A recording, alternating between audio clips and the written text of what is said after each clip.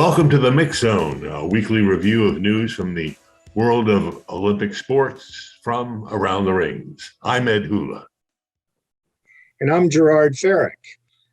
First off today, we're going to hit a subject that our colleague Sebastian Fest, our editor-in-chief, has been on since it seems like day one on this. It's FIFA versus the IOC and whether the World Cup is going to become an biennial event every 2 years rather than every 4 years. And we've had some developments this week. Part of the issue is away from the IOC. Yes, the IOC doesn't want it, but more importantly for FIFA and FIFA president Gianni Infantino, the two biggest confederations, UEFA, which is Europe, and CONMEBOL, which is South America, they're against it.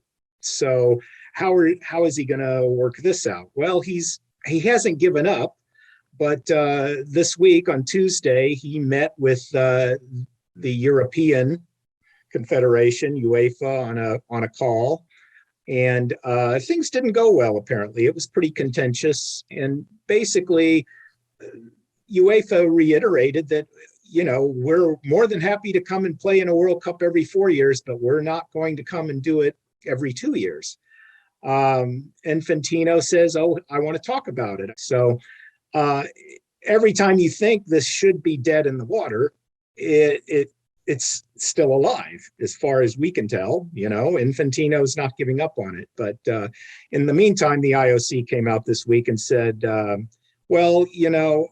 Infantino, who's an IOC member, never brought up any of this to Thomas Bach, the IOC president, before it became all out into the public and became this big to-do. And so it sounds like Bach is not real happy about that. And, who can blame him? It's sort of like one of his own, keeping something from him. So the IOC obviously is worried, you would think, because, well, if you have a World Cup every 2 years, then that's going to immediately put it in competition with the Olympic Games. And it will be. It's already tough for the entire sports broadcasting sports market to so many events on the calendar, and with the World Cup every 2 years, it would I'm sure cut into the ability of the IOC to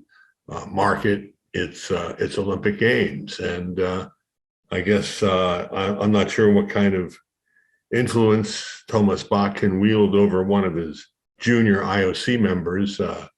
Infantino went to the IOC, I believe, last year, so he's a backbencher and causing a lot of headache for the IOC right now.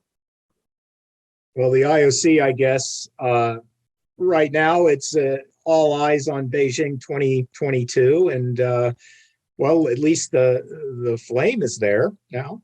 Yeah, the flame arrived, I believe, sometime in the past. Yeah. Yesterday, after being lit in ancient Olympia in a ceremony that was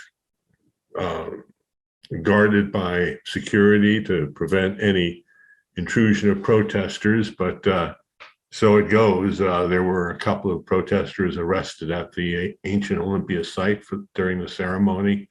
They managed to slip through. But it's all part of the game that's being played here to observe COVID restrictions, at the same time conveniently being able to keep crowds of spectators away from the flame and possible controversy. The IOC and Chinese organizers have learned the lesson from 2008 when the Olympic torch relay was marred by protests all over the world. It was that experience in 2008 that led the IOC to declare that there would be no more international relays, period. It just doesn't happen anymore. And now it looks like there's going to be very little of a relay in China for these games, the 2022 Winter Olympic Games in Beijing. The flame is at the Olympic Tower in Beijing for people to see it. Over the next few months, they're going to do something to bring the flame to other parts of China one way or another. And then just a few days before the Olympic Games, they'll have the more traditional torch relay. But it's certainly not going to be 10,000 torch runners or hundreds of stops. It will not be the exercise and promotion that the torch relay was up until the Tokyo Olympics and the need to quash big crowds and all of that for the torch relay. So the Olympic torch relay kind of in a slump here. Not much for Tokyo, even less for Beijing. On the other hand, it makes for simpler games and maybe something that will influence future organizing committees such as Paris 2024, which is next and beginning to lay in their plans for the Olympic torch relay. So we'll be hearing about that. Moving along here, USA Rugby is making a pitch to do some heavy lifting for the sport and calling for bids for future World Cups. Yeah, they announced officially, this has been in the works, but officially they're in to host the Men's World Cup either in 2027 or 2031, and the Women's World Cup in 2029. Yesterday at a press conference, it was interesting because unlike Salt Lake City, who has not shown officially any preference between a 2030 and 2034 Winter Olympics bid, USA Rugby and the team have made it quite clear they prefer 2031. They're saying because that gives them more time to build the sport and build up interest and all that sort of developmental ideas, to give them 4 more years to do that. So they are looking at that. Now, to be fair, 2027 was going to be a tougher ask because Australia, which is a rugby power, wants to host in 2027. So you would think, and the money right now, you read about it, the money right now says Australia is going to get it in 27 and the US would get it in 31. Now, will they also get the women's in 29? I mean, conceivably, it's going to be a very USA-centric run of years here if this happens, because you've got the FIFA World Cup in North America, co-hosted Mexico, Canada, and the US in 26 and 28. You've got the Los Angeles Olympics. You could have 29, the Women's Rugby World Cup, 30, Salt Lake City maybe, 31, the Men's Rugby World Cup.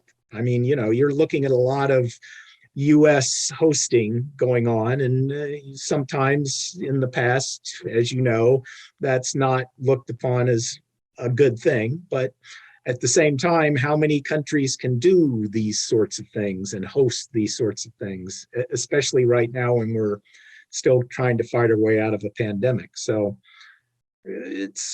I could see it happening. I certainly could see it happening. So for the US, it looks more like 31 and maybe 29, but they've got the full support of all these stadiums across the country. Many of the same stadiums that are bidding to host World Cup games in 26 are bidding for Rugby World Cup for 31. So won't be a shortage of stadiums. And mentioned this week, the U.S. Olympic and Paralympic Committee held its media summit in advance of Beijing 2022, virtual media summit. These have been, great events in the past where, a few hundred reporters, media from across the U.S. get together and query athletes. But for the second year in a row, or second Olympics in a row, we're in a virtual mode. Interesting comments from the USOPC leadership, Rick Adams, Chief of Sports Performance, asking about how they're going to get everybody to Beijing, and that's one of the difficulties they're working with, given the more stringent COVID controls than even in Tokyo. We'll know more maybe later this week. Friday is when the next edition or the first edition of the playbook for Beijing 2022 is to be published, and we'll get the rundown in black and white, if you will, of exactly what's going to be required in Beijing in just a few months' time. 5 months away for that countdown. Yeah, and there's other games that are going to be played sooner than that. Cali, the countdown to Cali, the Junior Pan American Games.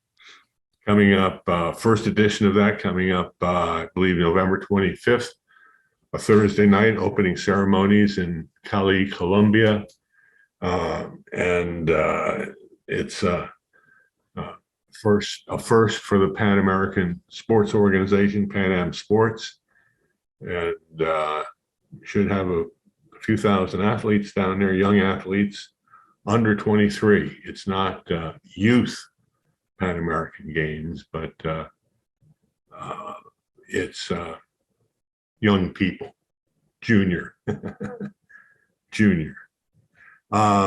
Mediterranean Games Association has elected a new president, David Tiziano, from Italy. He's a rower, very much involved in the activities of the National Federation of Rowing and with the Italian Olympic Committee.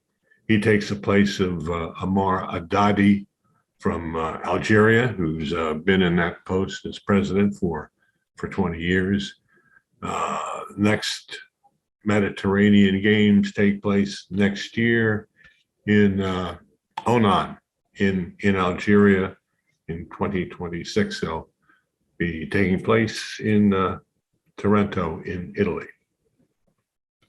And what else and the World Games, they're going to be next summer in Birmingham, Alabama. But coming up here at the end of the month is a big, busy few days where they are going to have the various national Olympic committees, members, and everybody gathering in Birmingham to talk about the specifics of the games. And that will go a long way toward getting everything ready in the months to come. But that's happening very end of this month, beginning of next month.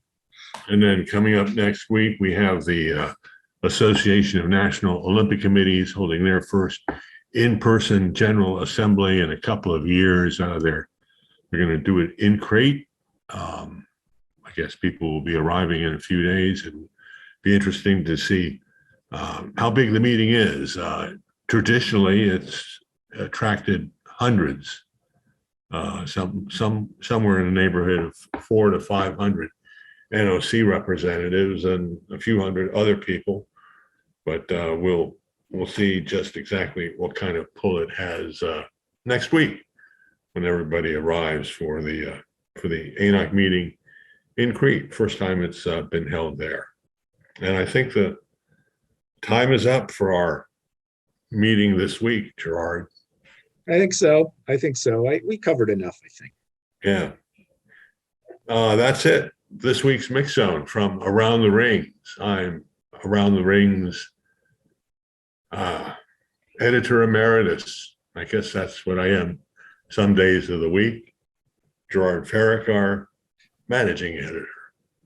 Yep. Let us hear from you. Comment at aroundtherings.com is where you can find us. We'll be happy to hear from you and respond to anything you may have.